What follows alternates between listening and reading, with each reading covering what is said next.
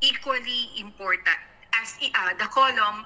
Ang gusto kong i-point is that your column is as equally as important as your news story, your feature story, your sports story, and your editorial story. Which is to say that as a columnist, no, as a campus journalist, tandaan natin na ang paghahanda at ang legwork para masulat natin, bago natin masulat ang column, ay napakahalaga, no? So, ibig sabihin, bago maisulat ang column ay ang mahaba mo ng legwork. Kaakibat nito ang pagre-research, pagbabasa, at pagiging maalam, no?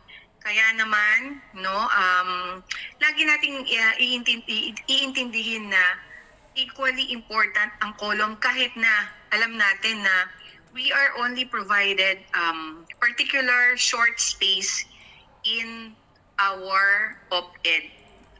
Opposite our editorial, maliit lang yung ibinibigay na espasyo sa atin for our column. But that is not to say na hindi natin pinag-iisipang mabuti ang column. Ayan, okay? So, bago tayo magpatuloy, no, una sa lahat, no, atin munang i-define yung column, no. So, alam natin sa mga kolumnista dito na ang column natin ay isang space, that's your space, no, opposite your editorial, where you share your opinions or you analyze a chosen topic using your own voice. So you have that luxurious space, no? Parang astigin, no? Pagka tayo kolumnista, no? Parang personal nung space na yun. Meron tayong photo, meron tayong column name, and then we carry our column name, and then we carry of course, there's our title for that particular column of the week, for example, or column of the day, or column of the month, kung paano ba ang sirkulasyon ng ating pahayagan or ng ating social media page, no? So, napakahalaga ng space na yon, no? Ang column ay isang lathalain, no, isang journalistic writing wherein maituturing na pinaka-personal sa lahat, no, sa periodismo, dahil meron itong personal touch at appeal, at meron kang sense of individuality, no. You own this particular space, at meron kang authoritative influence. Kaya naman, kaakibat nitong space na to ay responsibilidad, no. Mamaya malalaman natin ano yung responsibilidad natin bilang mga kolumnista. At ang column ay napakahalaga sa pag-i-spread ng balita at ng ating mga opinyon, no? They are high in reader interest, meaning it must capture a wide audience and usually are widely read, no? Para ma-break natin yung monotony ng news natin, minsan sa column natin kinukuha, no, yung ating mga information. And because of this characteristic na napakalawak ng audience pagdating sa column, no, sa column writing, we as columnists stimulate public discussion of current events. Ayan. At ang mga columns at ang mga readers natin, no, our readers in our columns are naturally columns tend to cover topics that people are naturally curious about and they find engaging. Kaya naman, bilang mga kolumnista, you have to have that nose for the trending, no? Dapat maalam tayo kung ano ba yung mga gusto ng mga taong basahin, gustong malaman, no, and they find engaging. Okay? So, being very personal, no, dahil ang column natin ay isang space where, you know, we voice our opinion. It is not to say na malawak ang freedom natin pagdating sa column. Malawak ang freedom, but there is this responsibility. Okay?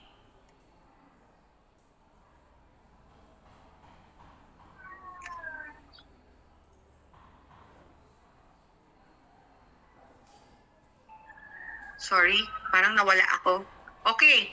So, etong slide na to, dito sa slide na to, makikita natin, no, pagka tayo'y, ako, no, mataas ang pagtingin ko sa mga kolumnista. Napakataas ng pagtingin ko sa kanila. I have this respect, no, parang kapag tayo nakakabasa ng column, feeling natin ang mga kolumnista, yung mga intelihente, no, they're very intelligent, they're witty, they're humorous, at talagang maalam sila, no. Kaya naman kapag nakakakita tayo ng mga ganyan, no, yung mga column spaces, nakikita natin, no, personalized siya, may photo, and then your column name and your title. Nakikita natin na parang astig, no, ang ating mga kolumnista. So these are examples of our columns sa Philippine Daily Inquirer. And makikita natin na varied, no, yung column types na makikita natin dito. So meron tayong devotion, meron tayong politics, education, meron ding entertainment. Ayan, makikita natin mamaya yung iba't ibang types and kinds of column. So, ayan.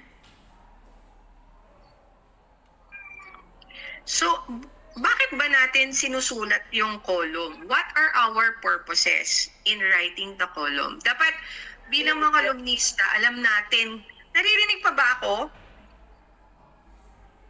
Loud and clear? Ma'am, narinig ka po, pero hindi po nag-move yung slide. Yes. Okay naman, Yes ma'am. po. Yes. Ma'am, yes, Hindi ma'am. nag-move yung... the slides are not moving? Hello? Hi. Ma'am, yes, narinig ka po namin, pero parang hindi po nag-move yung slides po. Okay, I'm sorry, no? Hindi yata nag-move yung slide. So, can I just stop sharing in a while tapos isi-share ko ulit? Sure po, ma'am. Okay, Sure ma'am. po. Okay, ma'am. Bakit kaya? Ano nangyayari?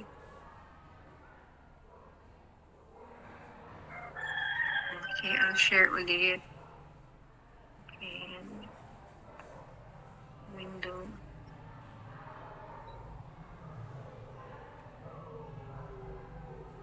Nawawala yung screen ko.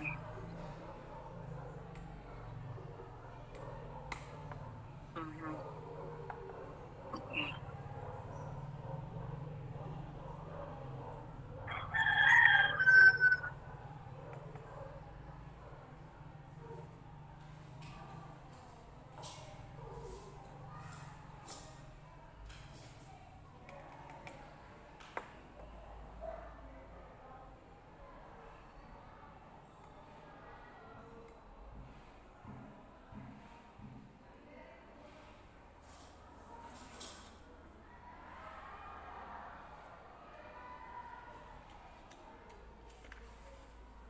Meron akong problem with sharing.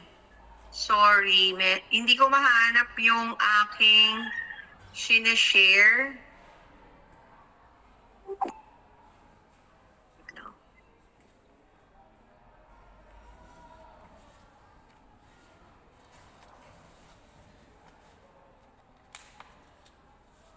Teka lang. Sir Frank? Nandiyan ba si Sir Frank?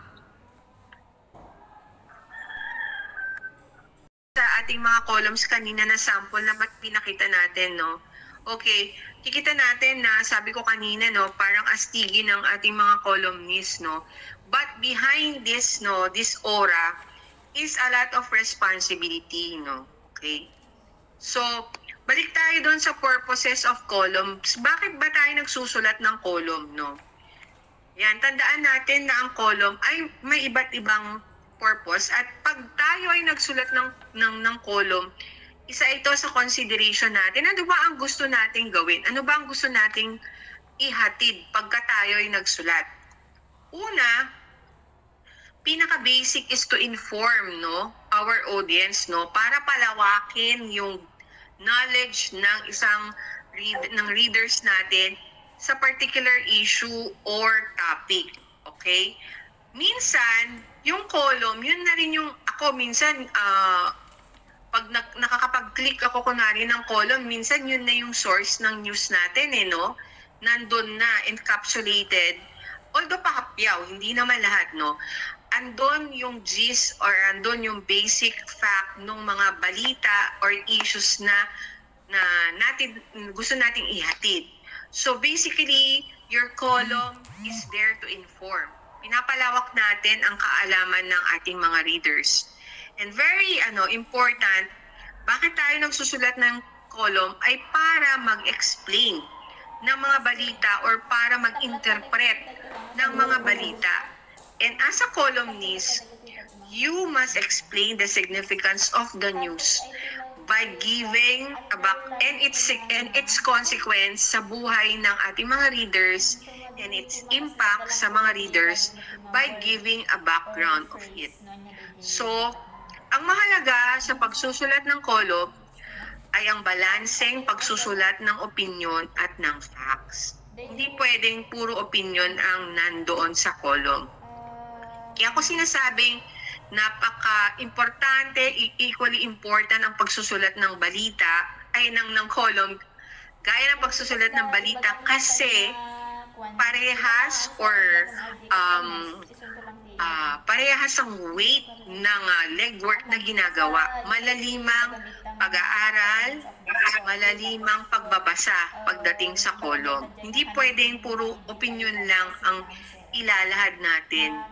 No, kaya naman bilang mga kolumnista talaga naman kailangan nagbabasa tayo. Kaya natin sinasabing very intelligent ang ating mga kolumnista dahil they don't just write, they don't just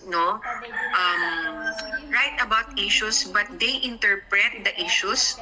Very analytical at very critical sila mag-isip. Kasi ang mga opinion mo na fino-form mo in your column, in your editorial and in your column are based on facts. And hindi lang ang pag-formulate ng opinion ay hindi lang base doon sa kung ano ang stand mo, ha. Ibig sabihin, as a columnist, you should be able to present hindi na lang two sides actually ang pag-present ng balita ngayon, but three sides. So, you have your pro, your con, and the neutral. Ano ang sinasabi ng mga ano ang alam mo? Ano ang mga sinasabi ng mga pro sa issue? Ano ang sinasabi ng mga con sa issue? At ano ang nasasabi ng mga neutral? Bakit sila nasa gitna? Okay? At ang column ay sinusulat to point out if the news or event will affect or not affect the readers. And of course, to influence your readers and to get reactions from them, either they should agree, they will disagree, be amused, be enlightened, or entertained, depende sa purpose ng column mo. Okay? But that is not to say na kapag hindi lang kailangan agreements ang nakukuha mo sa mga readers mo. An effective column is effective, masasabi natin effective, if you get agreements from your readers and disagreements as well. Okay? Hindi kailangan ang column mo ay tailor fit sa kung anong gusto mong opinion na yung opinion mo should not be the opinion of your readers as well. They may get, you may get agreements from them or disagreements at parehong magiging effective kung ganon. Okay? And of course, meron tayo ang mga columns natin hindi lang puro serious, no? There are columns that lean on the entertainment side. Alam natin yon. So, gusto natin magsulat ng column to entertain our audience. Okay? Ito na, papunta na tayo sa kinds and types of your columns. Mahalaga na malaman natin to para alam natin, pa-tailor fit natin yung column na angkop sa particular na audience natin. Okay, so tandaan natin that different columns are written according to your purpose and content. So you have your, under the umbrella of the editorial, is your columns. Okay.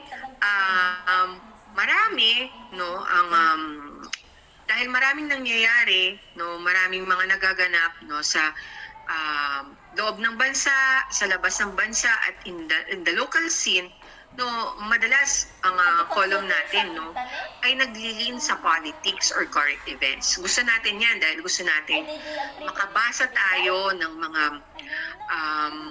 backgrounder ng mga nangyayari sa paligid natin. But there are also important columns such as trends, no? Yung mga trends natin, such as trends in science and technology, in your education. Meron din tayong column on business, sports, at meron din tayong devotion and faith, no? Tulad ng sinusulat ni Father Jerry Orbos, no? Na madalas lumalabas ito tuwing Sunday, no? On a regular basis. Meron din tayong mga columns on your advice, no? Relationships and family. Ang napapansin ko ngayon, no? So meron tayong varieties, no? Meron tayong opinion, very opinionated, no? Tapos meron tayong food for thought. Ito yung mga advice. Meron din tayong feature columns, no, mostly on ito mga trends in fashion, food, mga ganon, arts and culture. Meron din tayong humor columns. Excuse me. Meron din tayong tinatawag na hodgepodge. Ito yung parang samut-sari, no, alam ko madalas ginagawa niyo to sa school paper ninyo, yung parang a variety of bits of different things na pwedeng ilagay sa isang column, like announcement, meron kang quotation, meron kang advice. So yun yung tinatawag nating hodgepodge. And of course, we want local varieties as well, no? So you have your school and community. Ngayon, napapansin ko, no, ewan ko kung napapansin din ninyo kung kayo ay nagbe-browse, no, sa ating mga national networks. Nakikita natin networks, mga media outlets natin, nakikita natin na samut-sari na, no, ang mga topics na isinusulat pagdating sa column dahil napakalawak na ng social media. And I think on a day-to-day basis, ang dami-daming pwedeng pag-usapan, no? So this is a tip for all of you, no, mga columnists, no, na dapat up to date tayo sa mga current events, no, sa latest trends, at makikita natin na sa pagbabasa natin araw-araw napapalawak natin, no, yung mga topics na pwede nating isulat for our column. Nag-register ka So pa ayan. Okay. So ito mga samples ng mga column natin, no, na ito kinol ko ito sa Philippine Star. Sa bagay, may reply na yan. Favorite kong Philippine Star in terms of well, the content is good sa lifestyle nila, sa editorial nila. Editorial din ng Philippine Daily Inquirer is good, no. So as to content, maganda ang Star, no. Varied ang nakikita ko sa Star. And maganda ang pag-layout nila. And of course, napaka-importante syempre ng content. From now on, sa ating mga kolumnista na sasabak sa DSPC, kailangan nagbabasa na kayo ngayon, no? Hindi lang, I hope nagbasa na kayo noon, no? Patuloy kayo nagbabasa. Kasi kailangan, lalo na hindi naman natin alam kung ano ang lalabas sa DSPC natin na mga topic. Kailangan malawak ang kaalaman natin. So ito is a sample of your opinion, no, of your op-ed on politics nung kasagsagan ng issue kay Alice Guo. Yan. So you have your politics. Ito naman ay sa science and technology and leaning towards the media, no, and journalism. This is the first AI-generated sportscasters ng GMA News. Ayan, no? And another example is on sa sports, no? Ito yung pinag-usapan ang pride ng na ibinigay ni Carlos Yulo sa bansa ng kanyang victory sa Paris. At mula dyan sa sports na yan, lumawak pa. meron din tayong opinion patungkol sa yan, no? Sumanga, ang daming sanga. Pagdating kay Carlos Yulo, ang daming sanga, no? May showbiz, meron na relationships, ayan. So, this opinion on the family relationship of Carlos Yulo. Ayan. So, meron din tayong column on education, no? Ayan. Bilang kayo ay nasa DepEd, kailangan marami din tayong we should know the different policies of the Department of Education. Ano ba ang pinaka-recent na, meron ba kayong maibibigay na recent policy na inilabas ng DepEd?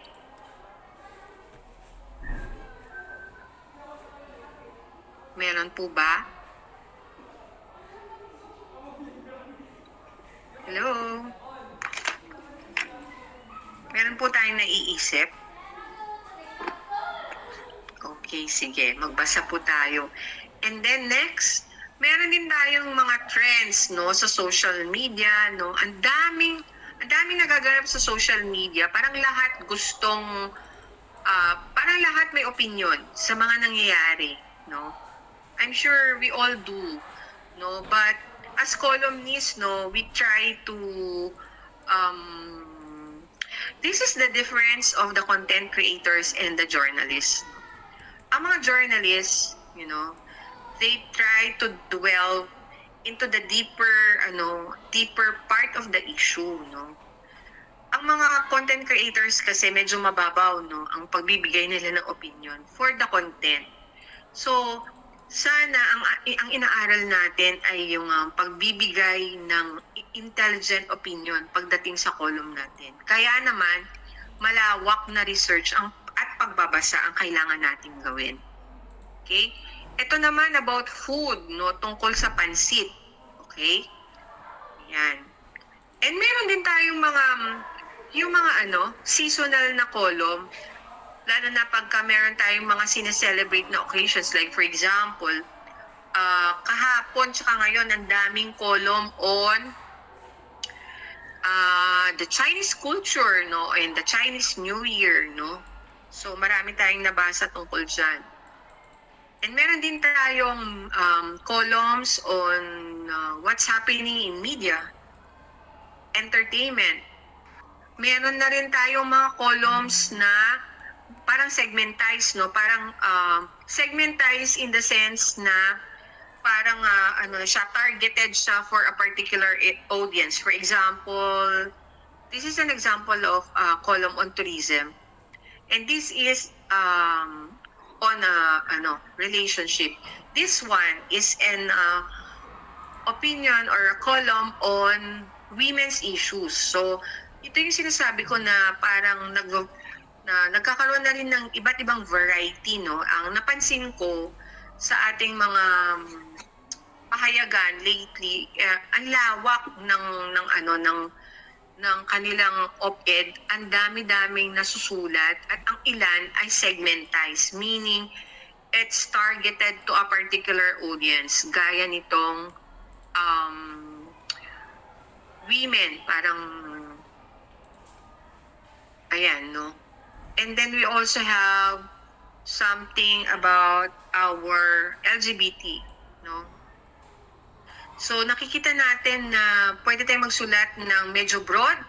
Meron din tayong mga column na narrowed down to a particular audience. So pwede natin gawin yan. Okay. And importante, no,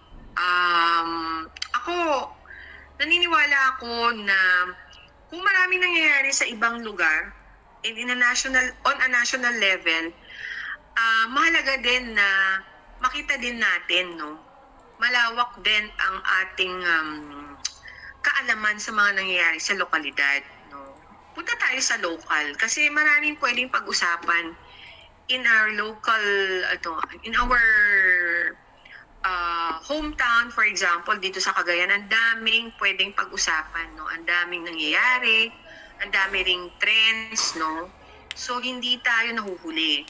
Maganda rin na lalo na kapag nagsusulat tayo sa school paper natin, no, maglagay tayo ng something that interests our community, our own community in the school, no? Our peers.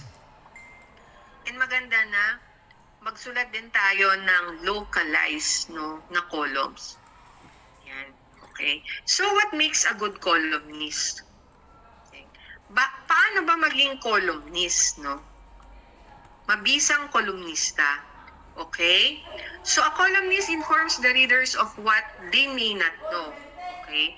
So minsan yung mga nababasa ng column natin, hindi alam kung ano yung issue at hand. At sa pamamagitan ng pagsusulat mo ng column, dahil nga sabi natin kanina, ang column hindi lang opinion, kailangan may background, no? A good backgrounder on an issue ay nakapaglalahad ka ng mga bagay-bagay na hindi alam ng readers mo. Ngayon, napalawak mo ang kaalaman niya. So, a columnist targets that purpose to inform the readers. Ayan. So, ang kolumnista rin ay nag-feature ng mga balita na maaaring nakalimutan na, no? Or nakalimutang i-report sa mga front pages. Okay? So, ayun. Okay. So, ang kolumnista rin ay tumutulong na mag-form ng public opinion kapag tayo nagko-comment with logic, humor, or emotion on a current issue. Lagi nating tatandaan na ang opinion natin sa column ay naka-anchor sa ating facts. Number one, no, lagi natin tatandaan na ang pag-formulate ng opinion in your column must be anchored on the facts that you have gathered. Okay? And you are as a columnist, you are an interpreter. Okay? Kino-condense natin ang main news sa isang klaro, lohikal at epektibo na organized thoughts para mabigyang diin natin ang nilalaman ng kwento, thereby forming an opinion. Okay? So, your opinion must be based on your thoughts gathered from facts. Okay? And as a columnist, you give information to your readers that they may not know of. Ayan. And things that they are not privy to, and sometimes some secrets hidden from the public view. Ito na yung mga more on the investigative side, yung sinasabi nating secrets. Okay? But basically, some of the things that the readers do not know, you are able to relay them in your column. Okay?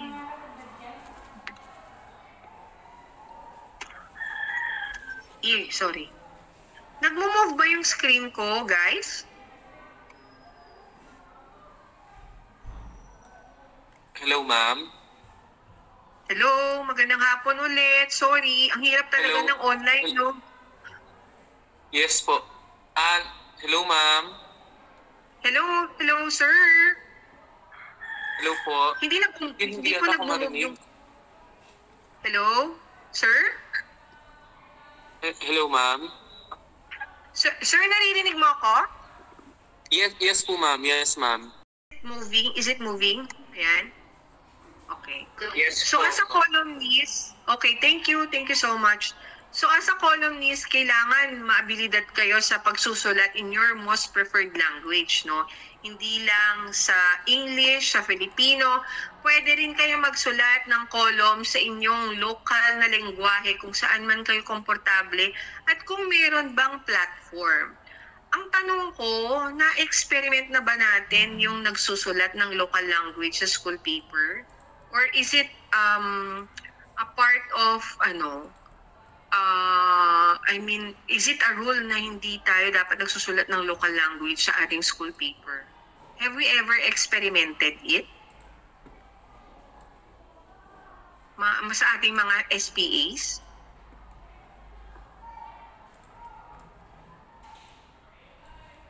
Okay. parang I have yet to read a school paper na merong entire column on Filipino on Ilocano, for example. Pero maganda rin, no, na mag-insert, kung hindi natin kayang gawin yun, mag-insert tayo ng mga local language, no, na relatable at naiintindihan ng ating community, ng ating audience. Okay? So bilang columnist, kayo ay original, creative, and imaginative. Okay? Very important. At of course, ito, isa sa pinaka-importante din ay magkaroon kayo ng forceful or unique na writing style. Pwede kayong maging humorous, pwede maging sarcastic, or pwede kayong maging, serious, pwede maging witty, no? Depende sa kung anong purpose at content ng inyong column.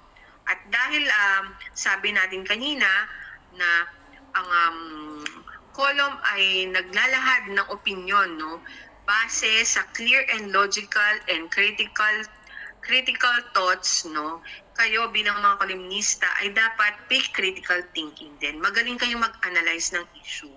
At kailangan observer tayo, hindi lang pwedeng ang ating mga sources ay manggagaling sa internet. Kailangan nag-observe tayo sa paligid, no?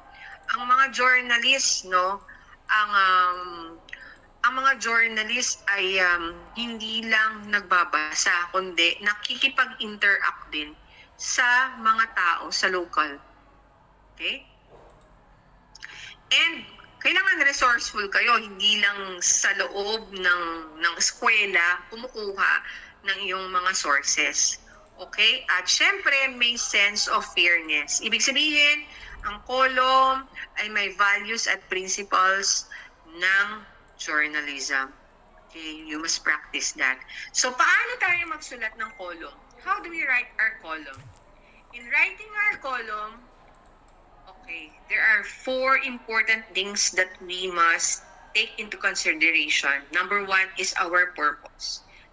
Kanina nabanggit natin, no, ano yung mga purpose ng pagsusulat ng ating column. Dapat una pa lang alam natin, are you writing the column to entertain? Are you writing the column to inform?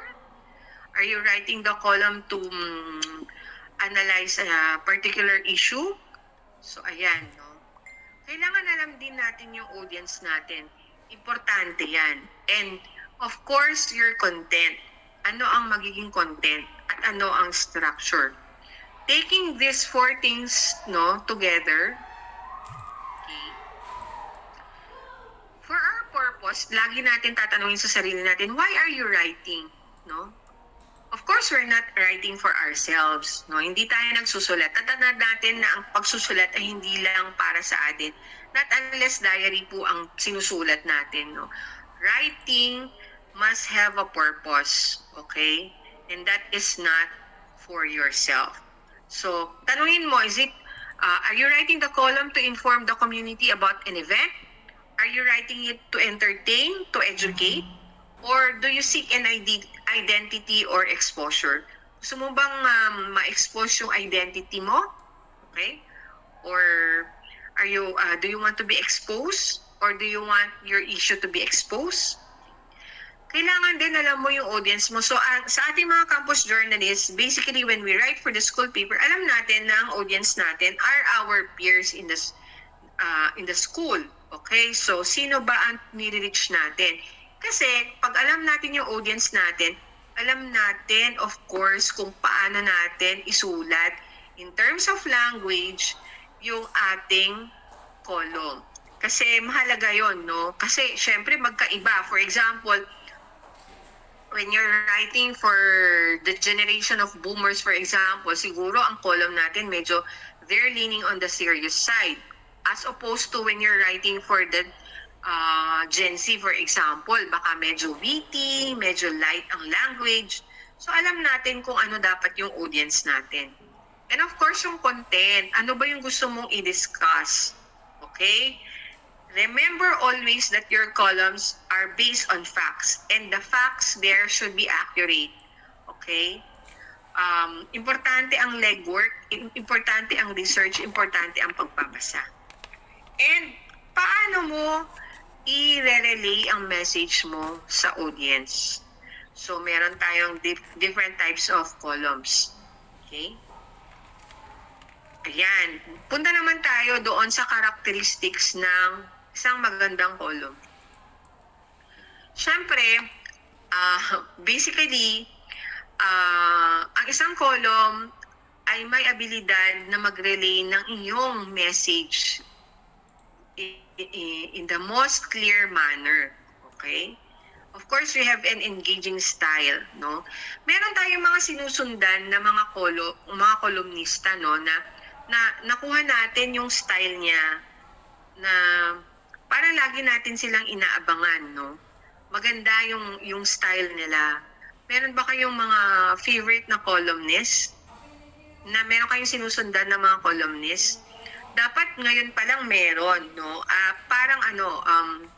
Parang springboard kung paano ninyo din ma-discover yung sarili nyong voice, no? Ganito pala magsulat si Michael Lim. Si Michael Tan ng Philippine Star. Si Michael Tan ay dating UP Chancellor, no? Ang column niya sa Philippine Star ay more on kasi historian din siya, no? More on history, ganyan. So, hinihimay niya ang kasaysayan, no? Ang background ng isang issue in terms of history. So, doon siya magaling, no? Siyempre, si Father Jerry Orbos sa mga, devoted Catholics or Christians, no? Yun. So, ganun, no? Dapat meron na tayong sinusundan na mga kolumnista. Si Ambet Ocampo, of course, sa ating sa Philippine Inquirer, no, na Philippine Inquirer ba si Ambet? Oo, alam ko. Tsaka si Manuel Quezon III na nagsusulat all about history, no? History, traditions, arts, and culture. Diyan, marami silang topics on that. And of course, your column must be well-planned. Ibig sabihin, pinag-iisipan ng maayos kung paano isusulat ang isang column, no? Hindi lang, meron na akong topic, o sige, magsusulat na ako. Hindi ganun yun, no? Importante ang legwork at importante ang pag-upo kung paano i-outline ang paglalahad ng ideas at ng opinion at pagpo-provide ng solution sa inyong column. At syempre, bilang mga campus journalists, dapat well-written ang inyong mga column.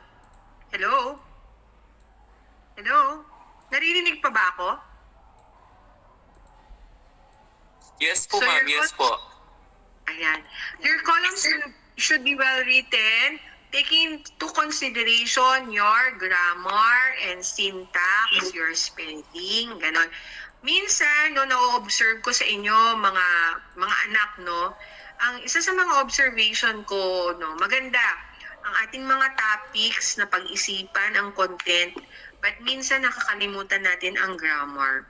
So, tandaan natin na in whatever journalistic writing that you're doing, it must be a total package, no? Kailangan very mindful kayo pagdating sa grammar, especially sa mga tenses, sa mga simple punctuations, the use of your punctuations, and of course, no, your spelling. Kasi kahit gaano kaganda ang topic ninyo kapag medyo sablay sa grammar, medyo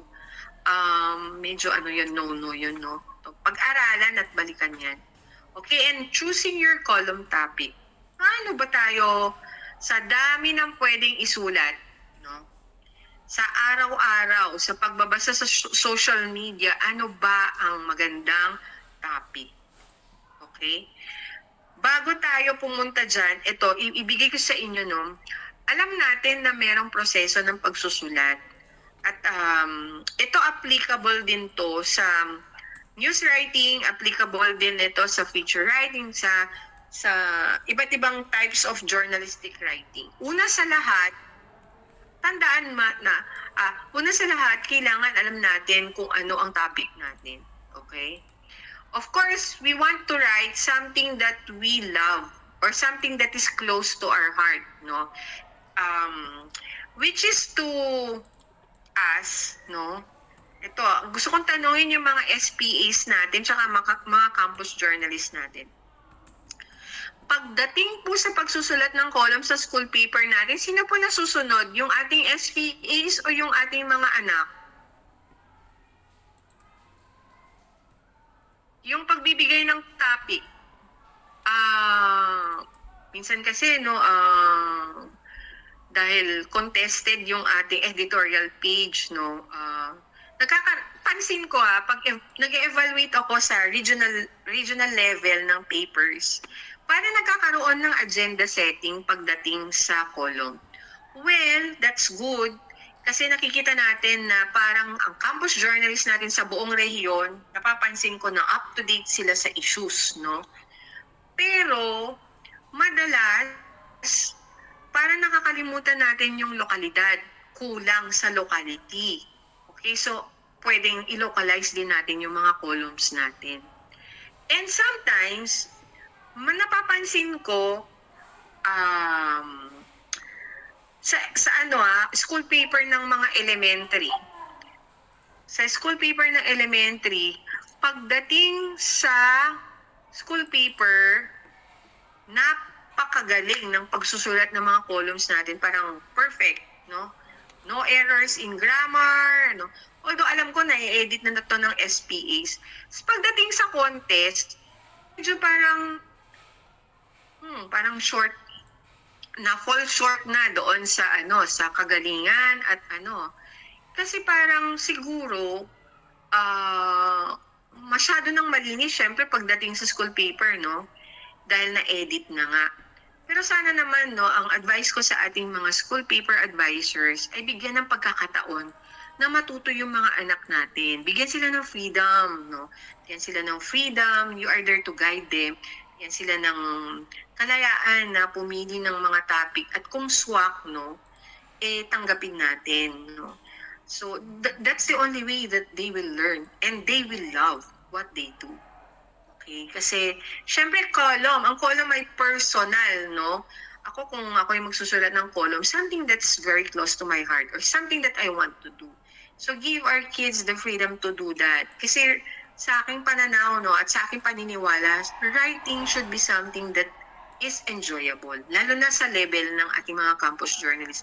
Hayaan na natin pagdating ng panahon na magtrabaho kayo sa national networks. Kasi wala na kayong choice kapag sinabi ng editor mo na gawan mo ng storya tong ganito kahit hindi mo gusto. Kailangan mong gawin, no, for deadline.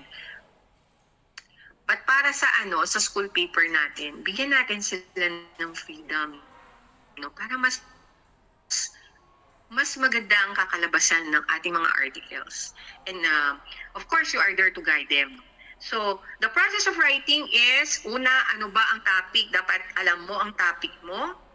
Yan. At ang susunod, syempre na hakbang ay ang pag-gather ng information. This is the actually, sa pagsusulat, no, pagdating sa journalism, ang pagsusulat is just a tip of the iceberg.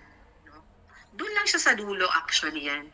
Pero ang pinakamalaking bulk ng trabaho ay ang information gathering. Gabundok yan.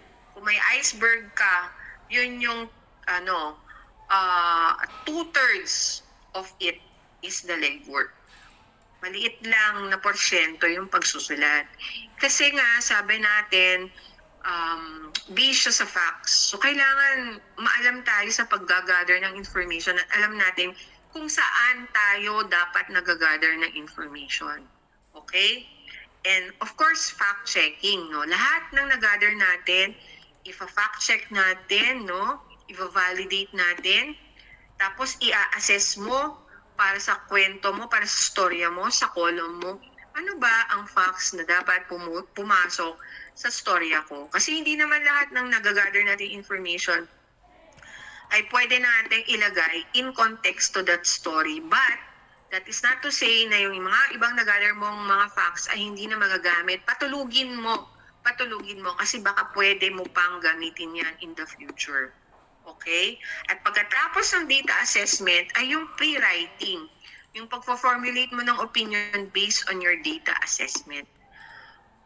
Madalas sa column, no, pag there are times, ewan ko kung nangyayari sa inyo, there are times na you have formulated an opinion on a particular topic.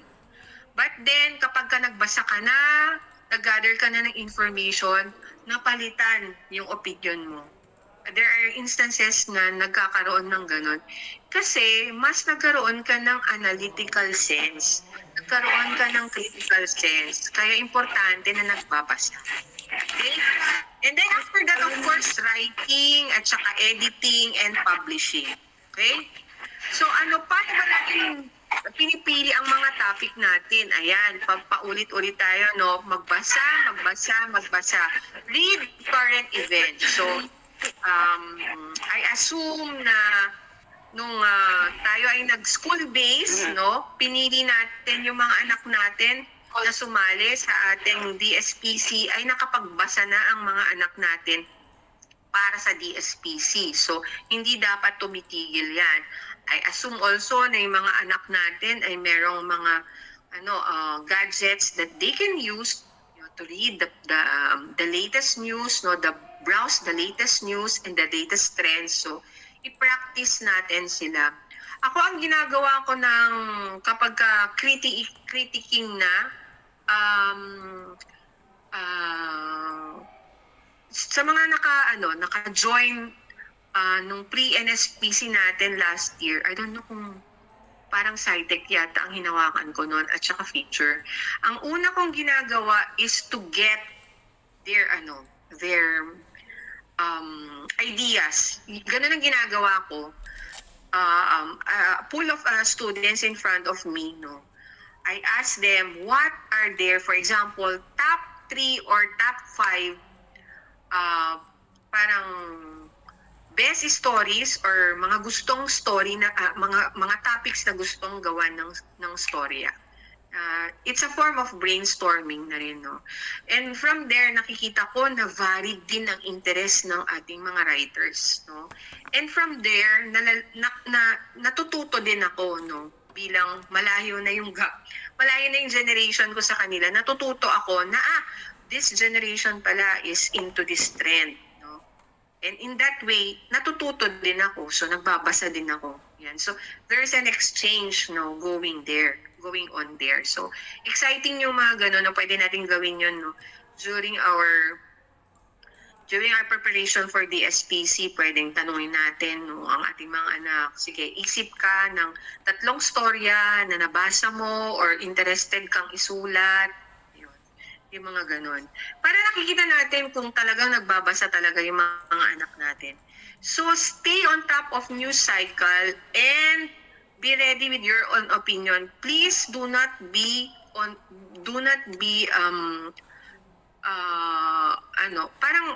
ito yung tinatawag nating angkas, no? Angkas na opinion, yung sa bandwagon, yung kung ano yung nakakarami na opinion, doon ka naglilin, no? Hindi ganoon ang kolom.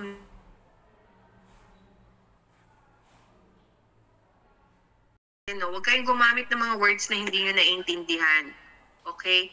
And that are not in context. And always use your active voice, no? Yung active verbs na ginagamit natin, no, come across as more authoritative in your column at mas napapaiksi natin yung mga sentences natin at mas klaro yung message na binibigay natin. Okay? So, more tips on writing your column, no? Give your reader timely, helpful information, no? Make sure kailangan ulit-ulit kong sasabihin, no, magre-research tayo. Develop your structure and keep it and discover your own sentences, your own style. Keep your sentences simple, short, no? Even your paragraphs. Kung alam mo na yung column mo ay masyadong mahaba dahil masyadong parang kumbaga parang nakapag-research ka na mahabang-mahaba on a particular topic, you can do a series of columns, no? Parang 1 of 3 series, okay? 2 of 3 series, 3 of 3, gano'n. Pwedeng gawin yun, no? Inaabangan. kapag ka regular, no? Regular yung publication, for example, ng paper, pwede natin gawin yun. No? Okay. So, localize your column and let others speak for you by use of quotes and references. Always cite your references. Napakaganda kapag ka meron tayong mga resource, no, na nagsasalita at nagbaback up ng mga facts natin. Okay? And alam naman natin, no, so learn the difference between a column, a news story, and editorial, and your feature story. Alam natin ang pagkakaiba niyan. So, yan. So, mga don'ts naman, no? Huwag tayong gumamit na masyadong technical or complex words. Kung pwede nating ano ba yung term nun? I-break down yung technical word na yan into a more understandable language, gamitin natin, no? Okay? So, don't talk in jargon or unfamiliar terms. Yung jargon, ito yung salitang ginagamit lang ng particular group, no? Or a particular segment na sila lang yung nakakaintindi. So, kailangan na iintindihan ng readers mo yung sinasabi mo. Okay? Do not talk about one fact constantly. Paulit-ulit lang kasi yun lang yung na-research mo. Kailangan talaga maalam ka. So, kailangan nagbabasa, no? And do not include too much detail. So, wag naman masyadong madaming material na nagja-jump na yung one idea to another, na i-exhaust natin yung subject, no? Nagiging boring tuloy yung column.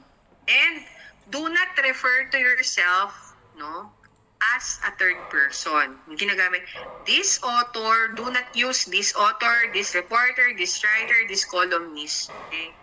Use instead I, no, your first person. Use POV, the first person point of view.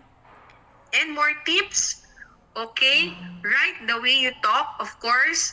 Yung writing in a very conversational way. Pero, okay, lalo na sa ating mga kabataan, no, yung bagong henerasyon, alam ko meron kayong sariling lengguwahe, but do not discard good English or Filipino and grammar.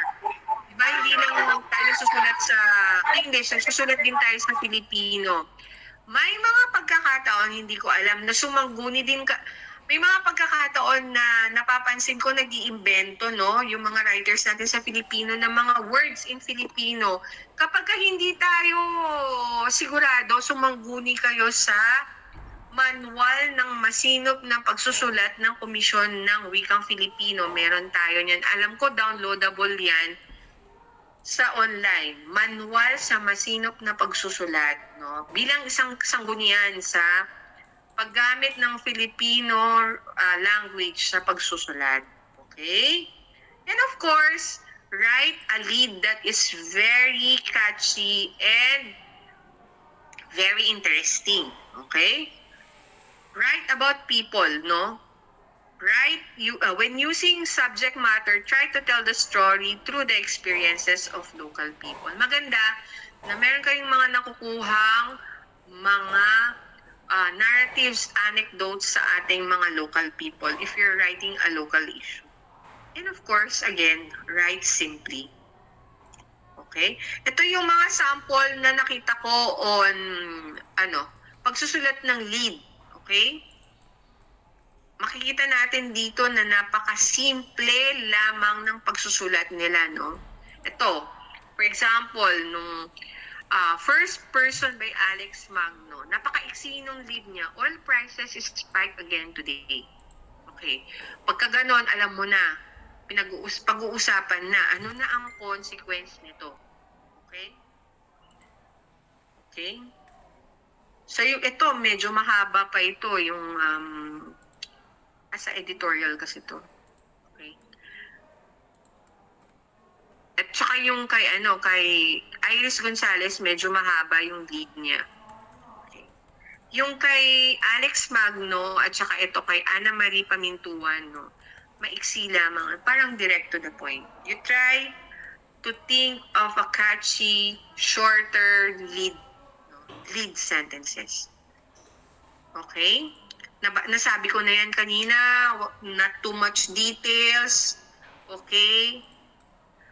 Be timely too, no? Lalo na kung current event yan, no? Wag nang patulugin yung column na yan. Susulatin mo pa siya in 2 weeks. Well, sa case of course natin, no, dahil ang circulation ng school paper natin ay lalabas, ano ba? Once a year ba? Or twice a year ang school paper? So, we take into consideration yung mga, ano na yun, yung mga glitch na ganun kasi hindi naman tayo regular na naglalabas, no, ng school paper natin. So, ano yan, considered siya. Okay? But as much as possible, kung pwede, timely in that season yung mga pwede nating pag-usapan. Okay? But that is not to say na kailangan timely din lahat ng column. Pwede maging untimely siya in the sense na pwedeng pag-usapan ang isang untimely issue. For example, a historical issue na pwede nating i-provide on a fresh angle, no? Pwede siyang maging relevant at this moment. Okay? And remember the people you're talking to and give them information that will benefit them in a way they can understand. And last but not least, this is the most important, always remember the values and principles of journalism. No plagiarism, okay? And be responsible as campus journalists. So, importante yan. Sa mga nag-uumpisa, it doesn't matter if, you know, you don't get it perfect at first or as long as you try your best, no, and do not plagiarize the work of others. Be original, be creative, and by regular practice, you will be able to get there. Okay? And well, that's the last slide, no, for your column. Well, ito yung last year ba to? This year lang din yata to.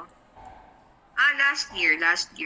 Okay, so, yun lang yung sharing natin for the column. Okay?